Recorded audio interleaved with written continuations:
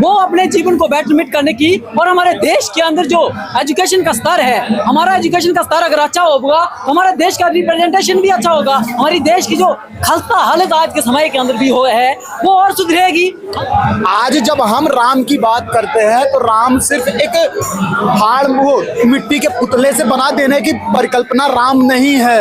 राम उस परिकल्पना का नाम है जिसने जो है कहा था कि जो है उस समाज में हर एक इंसान को बराबरी का हक मिले। उसके लिए ये जो बेरोजगारी का मुद्दा है या अच्छी शिक्षा का मुद्दा है या इसके अलावा और उसकी जिंदगी से जुड़े हुए जो मुद्दे हैं वो मुद्दे चुनाव के मुद्दे क्यों नहीं बन पा रहे हैं। नमस्कार दोस्तों, इस वक्त आप देख रहे हैं पॉलिटिक्स तक। सबसे बड़ा सवाल लोकसभा चुनाव से पहले, क्या ईवीएम हैक हो सकता है या नहीं, या ईवीएम को बैन करना चाहिए या नहीं? कमेंट में जरूर बताइएगा हाँ ना में, और इस वीडियो को लाइक, चैनल को सब्सक्राइब करके रख लीजिएगा। देखिए पूरे खबर जानना चाहूंगा। 2024 का चुनाव है, मैंने आंकड़ा बताया 23 से 24 करोड़ युवा जो दर दर की ठोकरें खा रहे हैं, जो नौकरी ढूंढ रहे हैं आज की डेट में। अगर देश में नौकरी का मुद्दा ही नहीं है, महंगाई का मुद्दा ही नहीं है, सरकार तो पूरे देश को इस रंग में रंगना चाहती है कि एक सिर्फ राम मंदिर का मुद्दा, राम मंदिर बनकर देश का सारा समस्या खत्म हो गया, वो युवाओं के मुद्दे पे ध्यान क्यों देगी? और इसलिए नहीं देगी, उसको पता है मैं चुनाव जीत जाऊंगा। देखिए, किसी भी चुनाव में, चुनाव के प्रचार में, चुनाव का जो मुद्दा होता है उसको जो है लोगों के बीच में पहुंचाने या उसको हवा देने का सबसे बड़ा जो माध्यम होता है वो मीडिया होती है। वर्तमान समय में भारतीय जनता पार्टी के राज्यसभा सांसदों, भारतीय जनता पार्टी के द्वारा पाले गए जो है पूंजीपतियों का लगभग से 80 से 90% मीडिया है। 10% जो ईमानदार पत्रकार हैं, जो ईमानदारी से पत्रकारिता कर रहे हैं, उनमें से आधे जेल में हैं, कुछ गौरी लंकेश की तरीके से उनकी हत्या हो गई है। देखिए और सुनिए मेरी बात, मीडिया के बारे में सबको पता है। मैं क्या बोल रहा हूँ कि जिस गांव में मुर्गा नहीं होगा उस गांव में सुबह नहीं होगी। अगर इस देश की मीडिया बिक गई है तो जनता अपने अपने दिमाग से काम नहीं लेगी। मुर्गा नहीं होगा तो सुबह नहीं होगा उस गांव में। मुर्गा पालता कौन है? मुर्गा जब पाले जाएंगे, मुर्गा बांध देगा ना, जगेंगे तभी ना। जगने का 4 बजे जगने का जो कॉन्सेप्ट था वो मुर्गा वाला था ना। हाँ, तो नहीं हो तो नहीं जगोगे 4 बजे, मुर्गा नहीं बोलेगा तो नहीं जगोगे। जब आज समस्याएं क्या हैं, जब जो है आपने यूएपीए जैसे कानून बना रखे हैं, मैं छात्र हूँ ना, मेरे माँ बाप को जो है तकलीफ होगी ना जब उनके बेटे पे लाठियां गिरेंगी जंतर मंतर घेरने पे, कि नहीं? लाठियों से चोट हमें होती है कि नहीं? नर्वस सिस्टम एक साइंस का कॉन्सेप्ट है, उस पे जब चोटें होती है तो ब्रेन पे जो है वो होता है ना, दर्द होता है ना।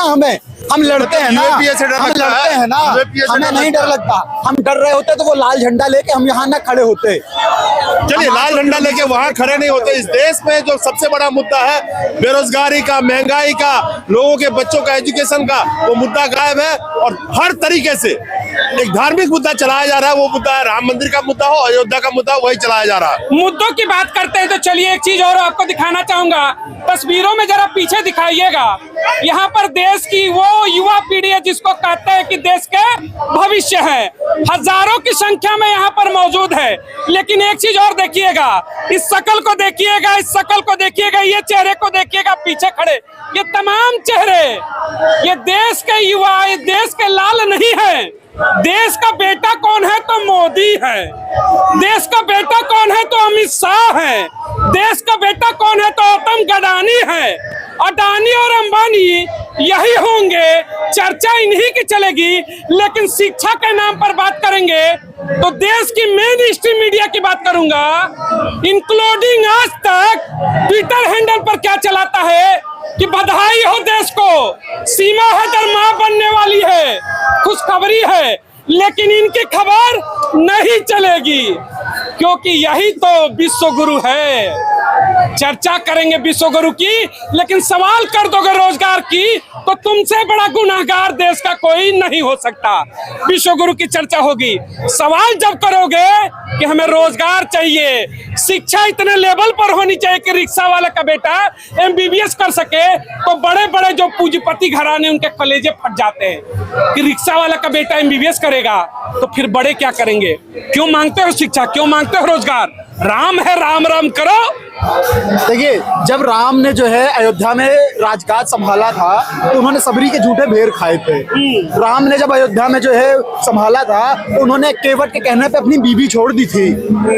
राम ने जो है जब अयोध्या में राजकाज संभाला था तो अपने पिता के कहने पे उन्होंने जो है पूरा सिंहासन छोड़ा था। राम ने जब जो है लंका जीती थी तो उन्होंने सोने की लंका छोड़ दी थी। आज जब हम राम की बात करते हैं तो राम सिर्फ एक वो मिट्टी के पुतले से बना देने की परिकल्पना राम नहीं है।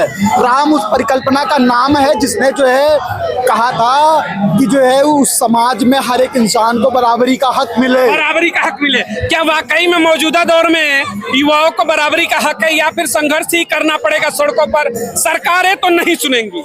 जी हाँ, बिल्कुल, बराबरी का हक हमें संविधान ने दिया, लेकिन हमारे देश में जो गैर बराबरी है उसकी बुनियाद हमारी शिक्षा के ऊपर है, क्योंकि हमारी शिक्षा ही गैर बराबरी पे आधारित है। जिसके पास पैसा है वो अच्छे स्कूलों के अंदर, अच्छे कॉलेजों विश्वविद्यालयों के अंदर पढ़ाई हासिल करके अपने आने वाले भविष्य को बेहतर बना सकता है। लेकिन जिसके पास पैसा नहीं है, आज वो सरकारी स्कूलों के अंदर, ऐसे स्कूलों के अंदर पढ़ने पर मजबूर है जहां पर सुविधाएं नहीं है, इसलिए उसका भविष्य जो है पीछे की ओर जा रहा है। तो वो गैर बराबरी वहां से शुरू होती है। और जब आप उसके बाद किसी भी प्रतियोगी परीक्षाओं के अंदर जाते हैं, जाहिर सी बात है जिसकी शिक्षा जो है सही तरीके से नहीं हो पाई है वो उन परीक्षाओं के अंदर भी कहीं ना कहीं जो है पिछड़ता जाएगा और वो गैर बराबरी जो है आने वाले समय के अंदर बढ़ेगी।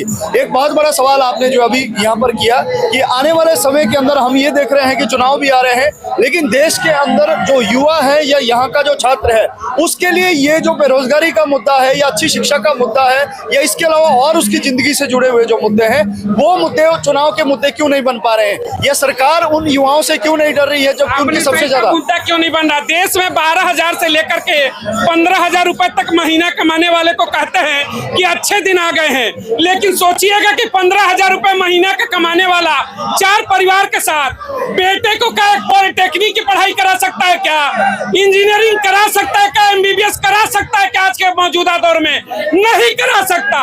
क्यों? क्योंकि आपका बेटा वही करेगा जो राज के सत्ता में बैठे हुए शीर्ष ने कहा पकौड़े बेचो। पकौड़े बेचने की क्षमता रखो, एजुकेशन की बात कभी भूल के मत करना।